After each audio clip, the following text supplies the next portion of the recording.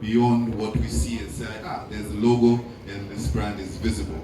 Recently, I had the pleasure of consulting Power as well, and they came up with an even interesting way to partner. It's called a local room bonus. Thanks to technology, they are able to actually work with federations. In Tanzania, they are working with the basketball federation. In Uganda, they are working with the Football League, one of the lower tier leagues. And I think they're doing the same in Rwanda as well, where every time a team wins, they are able to remit a certain amount of money, not to the club, but it's a local room bonus directly to the players. We all know the scales of payments for different athletes is very different in Africa. So how do we encourage people to be able to participate and get rewarded real time for what they do? So I think it's that kind of creativity and not looking at a term sheet working with Everton where they have a commercial director and a marketing staff of 25 people just doing what they need to do to give you value. We have to think about it from the bottom up. Thank you. Thanks, Kevin.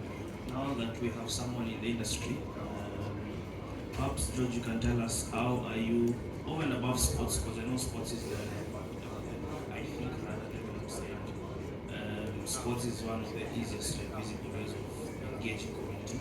How else are you doing? Are you doing it? Kampuni had a session with you over lunch. Pwani. So how else are you doing it with the community leaders back there? And how has it been? And how effective has it been? And tell us in a nutshell. Thanks for that good question. Actually,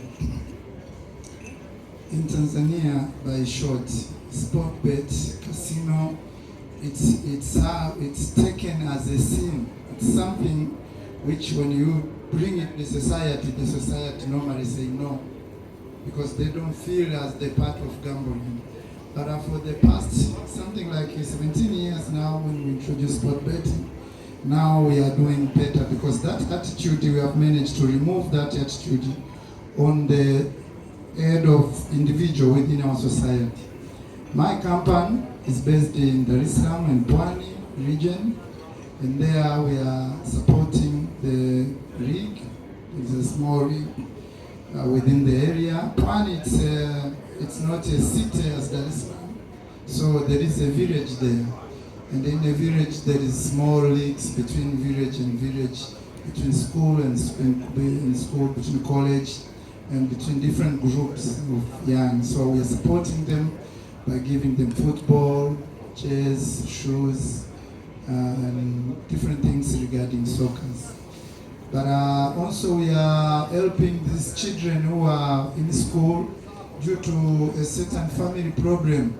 They cannot proceed with school.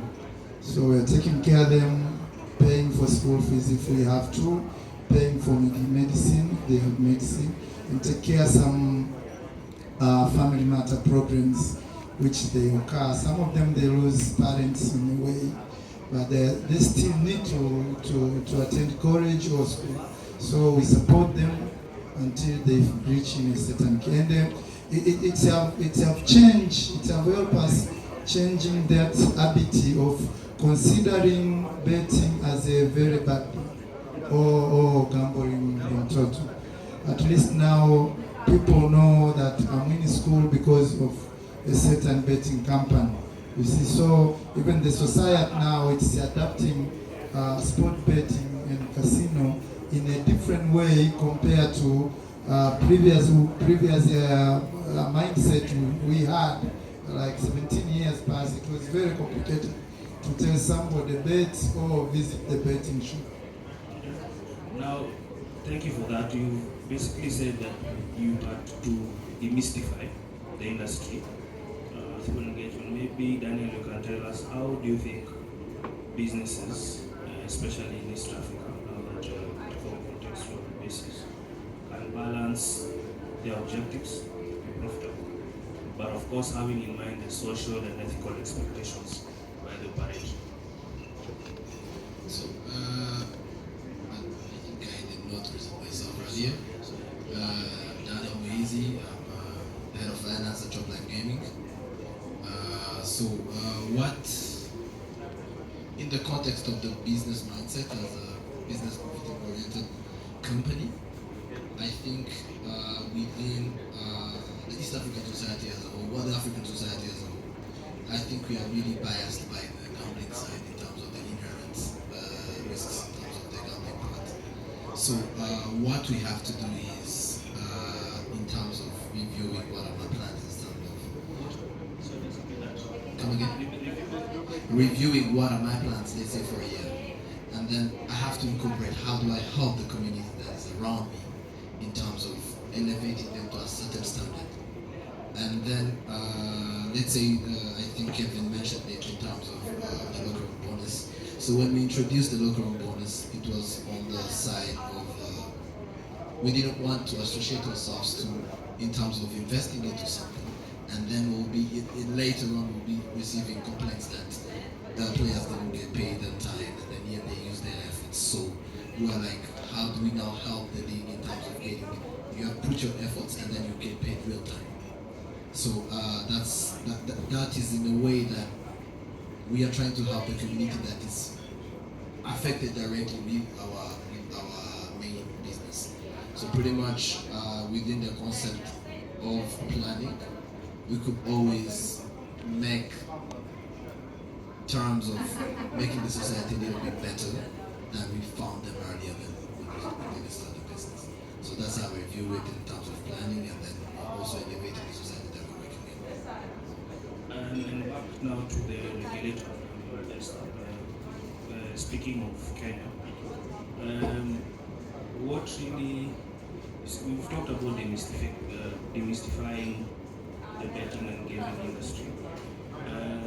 Do you think this, and you recently launched the program in Kenya whereby you want the companies to be involved in informing people about player protection and responsible gambling. Do you think it has an impact so far? And this success that we are now trying to engage the partners, that maybe you can give us a role so far? Yes, I think it was last week on the board collaboration with the Association of Gaming Operators of Kenya. So previously, the Association of Gaming Operators of Kenya has not been very active, and the board has been advocating that they speak as a voice so that they could be by the regulator and